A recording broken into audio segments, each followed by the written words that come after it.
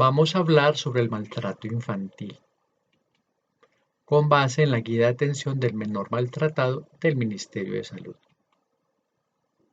En Colombia, la primera causa de morbimortalidad son los accidentes, lesiones personales y homicidios, incluidos los niños desde los 5 años. Cada hora lesionan a 17 personas y asesinan a 2. Denuncian 10 casos de violencia doméstica, 15% son menores de edad, muchísimos no son denunciados.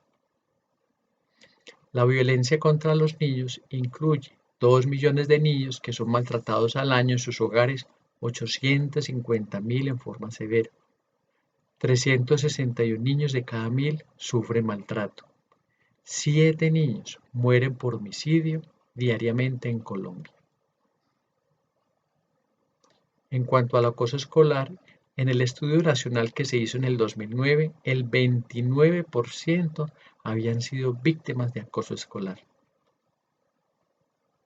Maltrato infantil se define como toda forma de agresión física, psicológica, sexual o social por acción u omisión sobre el niño, niña o adolescente por parte de cualquier persona, grupo social o institución.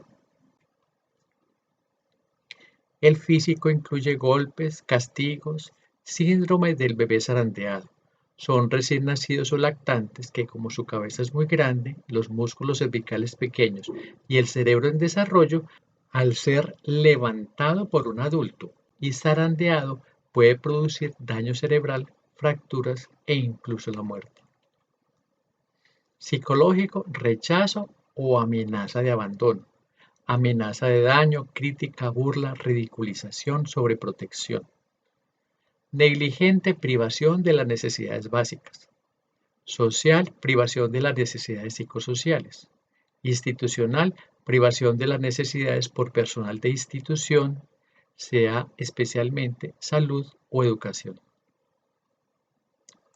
La sexual incluye agresiones sexuales que son acceso carnal violento, penetración por orificio natural, acto sexual violento, no penetración.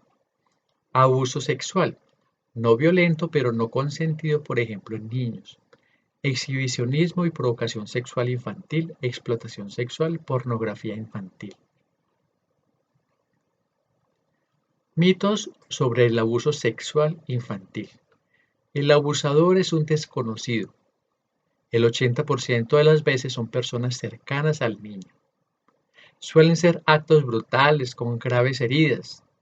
La mayoría son sutiles y no dejan huellas físicas. Son incidentes aislados en callejones oscuros.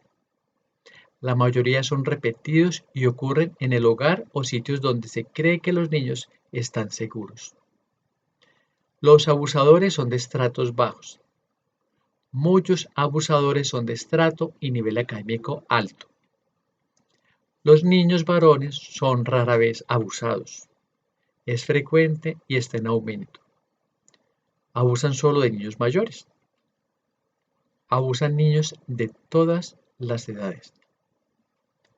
Los niños mienten acerca de ser abusados. Nunca. Un niño nunca inventa este tipo de relatos. Nunca. Los niños provocan el abuso. Absurdo. Los niños hubieran podido defenderse. Imposible. Una niña uruguaya de 10 años tuvo que filmar su propia violación varias veces para que los adultos le creyeran. Que esto no nos pase a nosotros. Factores de riesgo para el maltrato. Si son menores de 5 años, si tienen alguna discapacidad, porque los padres se desesperan y la frustración la convierten en agresividad hacia los niños. Cuando hay bajo rendimiento escolar, para que aprendan. Cuando no hay información suficiente sobre el maltrato, que no es educación, sino maltrato. Por parte de los padres, cuando tienen una historia familiar de maltrato en ellos mismos, cuando hay machismo, relaciones de pareja que funcionan mal, cuando los padres son adolescentes o es el padrastro o la madrastra que no tiene tanta filiación por el niño, cuando tiene trastornos mentales, no amor hacia los niños y sobreprotección. También la sobreprotección les hace daño. De la familia en general, pobreza, hacinamiento, relaciones intrafamiliares no afectuosas, aceptación de la violencia como una forma de relación normal. Sociales, bajas redes sociales de apoyo, desplazamiento forzado, falta de información sobre los servicios del Estado. Factores protectores, información sobre maltrato, discapacidad y bajo rendimiento escolar, derechos legales, servicios institucionales. Toda esta información hace que las personas y los niños sepan mejor qué está pasando y qué hay que hacer. Capacitación en habilidades para comunicarse, promoción de redes sociales de apoyo, muy importante. Promoción del contacto físico con el niño, especialmente en el posparto inmediato, para que se crea una impronta, un vínculo entre los padres y el niño. Modelación del buen trato frente a la familia. Comunica a tus hijos e hijas. Si alguien trata de tocarte el cuerpo y hacerte cosas que te hacen sentir raro, molesto, incómodo, dile que no con firmeza y ven a contármelo enseguida. Sospecha de maltrato. Al preguntar, cuando hay una incoherencia entre lo que los acudientes dicen y lo que se encuentra en el examen físico. Cuando la consulta es demasiado tardía, ¿por qué se demoraron tanto? Cuando los padres son demasiado hostiles o demasiado amables. Cuando los padres o niños no responden a las preguntas. Cuando el niño está atemorizado o excesivamente ansioso.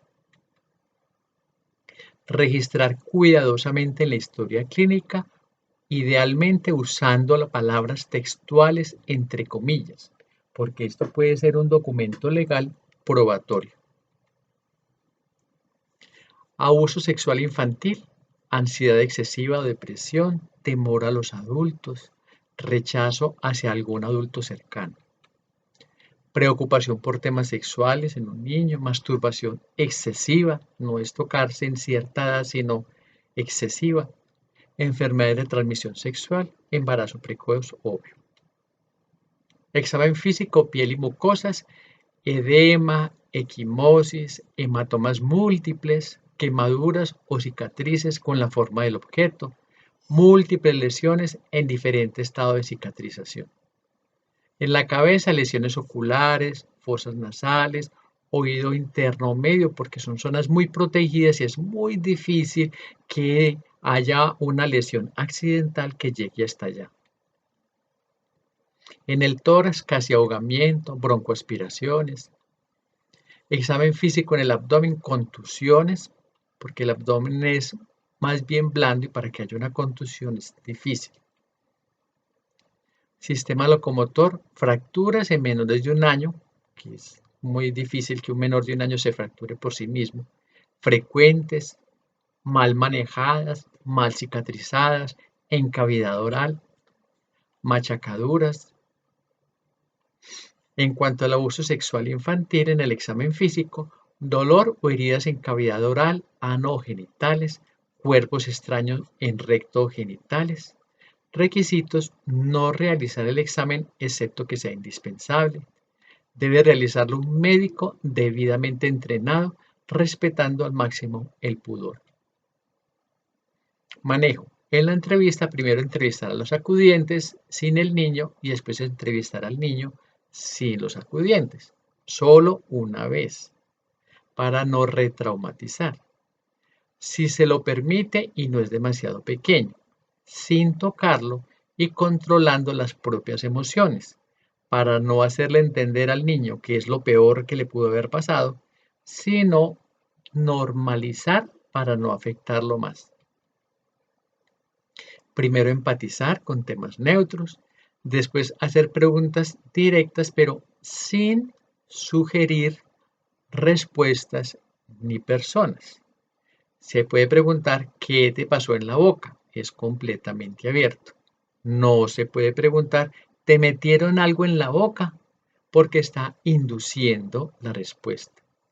Terminar reforzando que hizo bien contando lo que le sucedió, que es muy valiente. Tratamiento médico según la lesión, atención psicológica, hospitalización como medida de protección. Queda en custodia dentro del hospital y ni los padres lo pueden sacar hasta que el ICBF no dé la autorización. Denuncia obligatoria a comisaría de familia, inspección de policía, personería municipal, fiscalía, ICBF. Con mucho gusto, nos vemos en la próxima clase.